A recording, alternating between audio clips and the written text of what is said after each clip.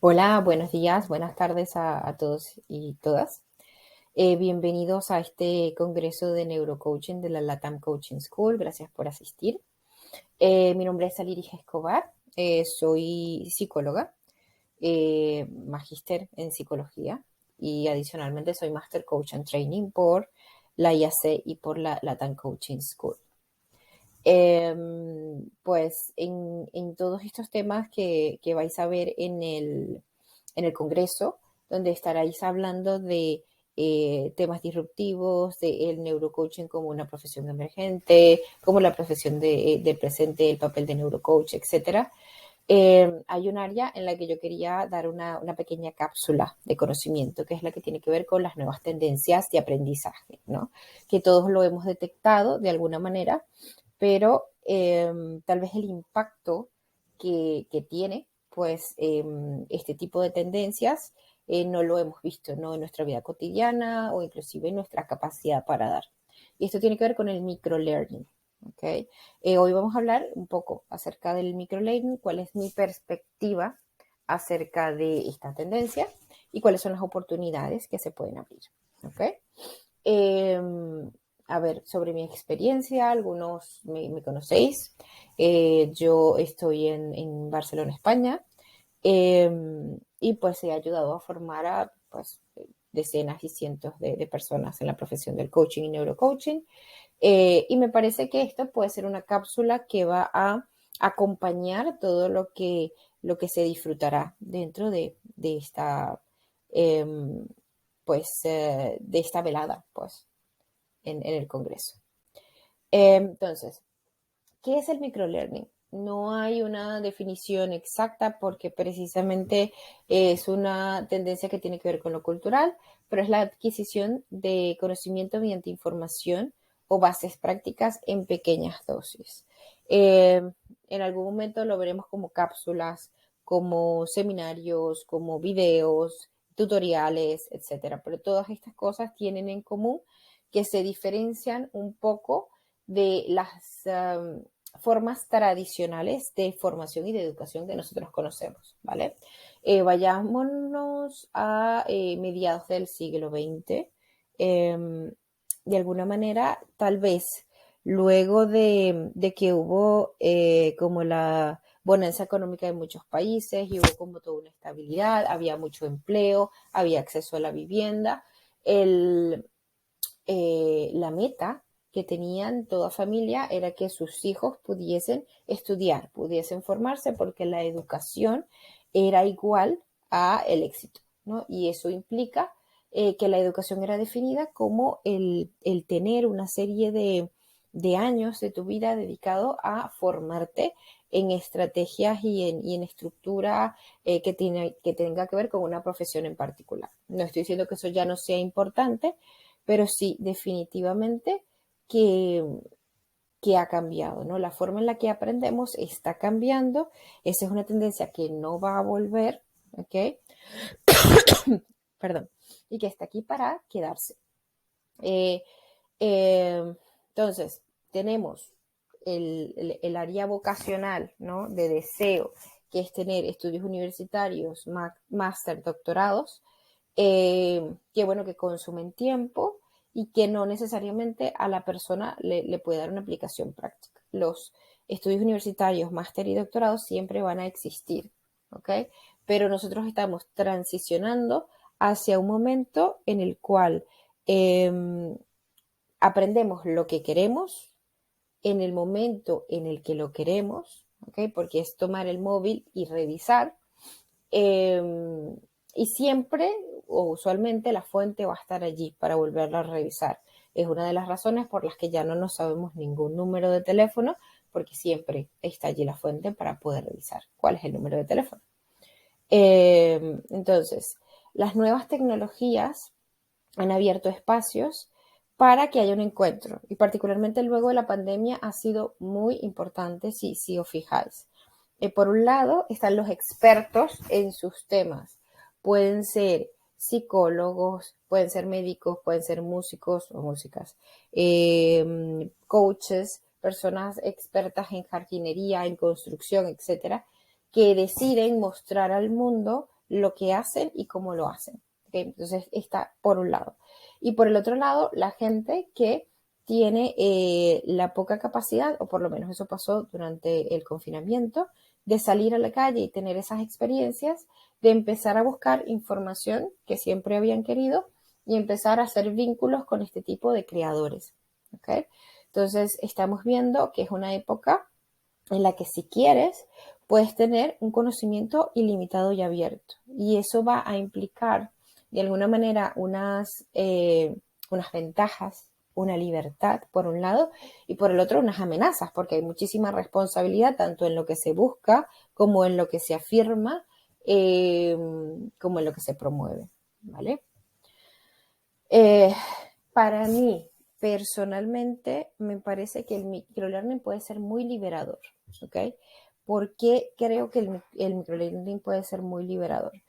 Porque puede ser que alguien se encuentre en un momento de su vida con un poco de insatisfacción y queriendo probar otras cosas, ¿no? Entonces, nunca estudié, siempre quise ser pianista, esa es la típica, ¿no? Siempre quise ser bailarina, mi familia quería que yo fuera doctor, pero yo estudié X cosa. Y ya estamos en un momento en el que muy pronto, en vez de tener que estudiar para hacer algo, seguramente nos van a hacer un upgrade en el cerebro, nos compramos un USB y podemos tener esa información, pero siempre hay pequeños pasos que podemos hacer y tenemos fuentes ilimitadas de conocimiento en este momento. De hecho, yo creo que la mayor dificultad es el exceso de conocimiento y cómo necesitamos cultivar nuestro pensamiento crítico un poco para discernir, ¿no? Y para poder contrastar la información que queremos aprender cuando eso es importante. Pero esto puede ser el inicio de muchas cosas, puede ser el inicio de volver a esa área de nosotros que quedó abandonada cuando éramos niños o por las responsabilidades de la adultez. Puede ser un momento para que yo decida cuál es mi mensaje que quiero repartir al mundo y hacer algo desde la perspectiva del microlearning. Puede ser una ocupación, como vemos ahora, que hay personas que son creadores de contenido que se han especializado en eso. Hay, de hecho, en TikTok hay un creador que repara zapatos, es un mexicano, ahorita no me acuerdo el nombre, pero es muy bueno. Y yo creo que más recibe a nivel de placer y de atención, pues, de todo el impacto de sus creaciones en esa red social que realmente lo que cobra, ¿no? Como zapatero. Me refiero a eso, es un complemento, puede ser una experiencia liberadora para mí, para darme el espacio de aprender con una metodología diferente, una metodología disruptiva, o para crear, ¿no? Con todas estas herramientas que estáis aprendiendo en informaciones como, por ejemplo, la formación de neurocoaching. Y bueno, vendrá la pregunta, ¿no? De las personas escépticas, que pues lo entiendo. Yo pues en algún momento también lo fui. ¿En realidad el microlearning sirve para algo? ¿Hará algún cambio? A ver, vamos a ponerlo en contexto. Las universidades y escuelas pensaban que la formación online no servía, ¿vale? Que era indispensable la formación presencial. Y eso hizo muy difícil el camino para personas que tenían diferencias, para personas con discapacidad, con diferencia o dificultad de acceso a esos espacios. Hay todo un tema geográfico también a tener en cuenta. Hasta que vino el COVID y se demostró que no solamente es posible, sino que tú puedes lograr un aprendizaje significativo, ¿ok? Similar, nunca igual, pero similar al que tendrías pues, presencialmente por medio de la formación online con una metodología que sea pues, particular y diseñada para esto y que además tiene ciertos beneficios. Beneficios a nivel de salud mental, de conciliación familiar, beneficios para el ambiente, económicos, etcétera. ¿Okay? En segundo lugar, la terapia, por ejemplo. No hablemos de las sesiones de coaching, pero terapias tradicionales. Era muy mal visto terapias online porque no hay nada como el vínculo terapéutico en el contexto presencial. Ahora hay mutuas, hay seguros de salud que te hacen videoconsultas, ¿ok? O sea, médicos certificados, autorizados que te van a ver por videoconsulta y si hace falta te van a prescribir una medicación. ¿Ok? Entonces, en ausencia del vínculo tradicional, lo que hay, esta nueva tendencia, es mucho más fácil de implementar, es mucho más conveniente, se vincula con las nuevas tecnologías y funciona. O sea, una educación online va a ser mucho mejor que una no educación. Una terapia online va a ser mucho mejor que una no terapia. Y el tener un conocimiento por una vía que a mí me sea factible, que me sea accesible y que cumpla con el tiempo que yo tengo, va a ser mucho mejor que no educación. O sea, definitivamente que sí. No significa esto que una de los estilos, el estilo de microlearning o de cápsulas o de cosas pequeñas va a reemplazar el otro. Al contrario, ambos son formas de aprendizaje entre las muchas que hay. Si yo os hiciera una pregunta, eh, ¿algún momento de la vida donde hayan tenido algún aprendizaje significativo que haya sido para acordarse toda la vida? ¿Ok? Muy probablemente ese aprendizaje no fue en la escuela o en las aulas de la universidad, sino fue un aprendizaje de la vida real, ¿no? Del día que dijeron, más nunca hago esto, más nunca me quedo sin dinero para la renta, más nunca dejo las llaves de casa, más nunca me expongo a salir de viaje sin saber de primeros auxilios. O sea, ahí la necesidad es muy movilizadora y el interés por buscar información en la que yo estoy interesada, que me complementa, es también muy movilizador, ¿vale? A eso nos referimos. Entonces, siempre va a convivir la formación tradicional, o sea, médicos y médicas, profesionales de la ley, arquitectos o arquitectas de ingeniería, etcétera. Siempre va a haber una formación que va a ser tradicional, que requiere estructura, supervisión, análisis y práctica, y hay otras opciones como el microlearning que permiten que aprendas lo que deseas a tu ritmo. Y ese permitir que aprendas puede ser el primer paso antes de una formación tradicional. O sea, pensemos, hay ejemplos. Yo siempre quise ser médico y no es realista pensar que vamos a aprender por microlearning a ser médico, pero puedo aprender cosas muy interesantes del cuerpo humano, puedo aprender cosas de primeros auxilios, puedo aprender a detectar cuando una persona está teniendo un ictus o un ACV, cosas que son muy importantes, que pueden estar conectadas con mi pasión y que me satisfacen esta necesidad que tengo yo de aprender más sobre un tema en particular. Es ver al cerebro no como algo absoluto, ¿ok? Como algo imposible de aprender o como que la edad o de alguna manera la vida que llevo en este momento me va a imposibilitar cambiar de camino y abrir todas las posibilidades que podemos tener nosotros para empezar a aprender cosas y complementarnos, porque cada día nosotros somos una persona distinta de las que nos acostamos. Nuestras células cerebrales se reproducen o mueren, dependiendo del tratamiento que nosotros hagamos con ellas. Y es una muy buena oportunidad para pues hackear el cerebro y tener mayores oportunidades. Ejemplos de microlearning que a mí me encantan. Duolingo. Yo tuve que hacer para mi máster en recursos humanos un estudio sobre las aplicaciones de training.